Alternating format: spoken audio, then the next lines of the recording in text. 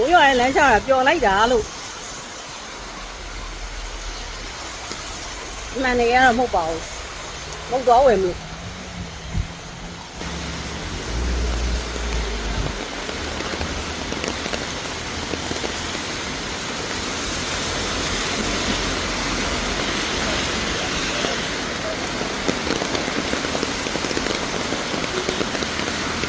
ကူဒိုစ်ကိုမဟုတ်လာဝယ်တာပါ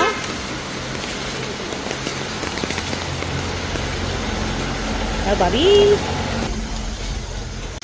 ကဲမိုးပြန်มาပြီမဟုတ်ဝယ်ပြီးတော့ရှေ့ရေလေးကအကြီးကနောက်လှန်လို့မရဘူးလေးကအရှိကကြိုက်နေဆိုဒီကလို့ပြောမယ်ကိုလမ်းလျှောက်တဲ့ဘက်ကအရှိဆိုနဲ့အနောက်ရက်ပေါ့အနောက်ရက်ဆိုတော့အနောက်လေတိုက်နေဆိုတော့ကြီးလှန်လို့မရဘူးရှင်အဲ့လို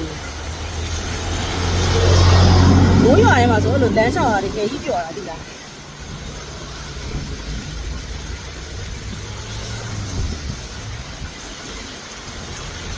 မိုးရင်းကရန်ကုန်မြို့မှာကအေးလည်းမအေးဘူးအဲ့တော့မိုးရင်းရရင်ပြောတယ်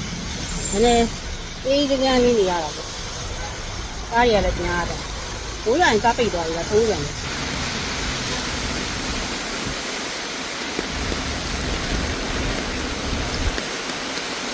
အဲ့တော့ဒီကတော့ဒီနေ့နည်းနည်းပြန်နေတယ်မှန်တယ်ပဲပြောရမှာ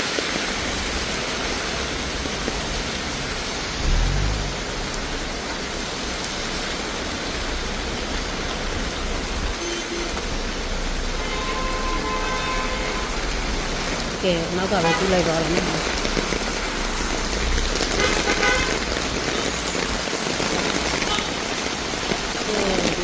မရဘူးတော့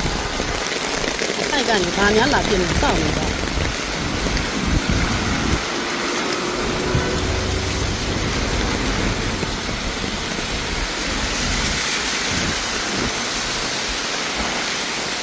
လေးပါတာပြီလား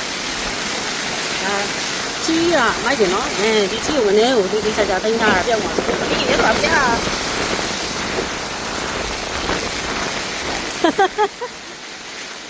ကဲကိုယ့်ရဲ့ချီလေးတွေ့လားစိုးမြန်မာဒါ passport ရုံးသွားတော့ပြောက်မှာဆိုနာမည်ထိုးထားတာလေ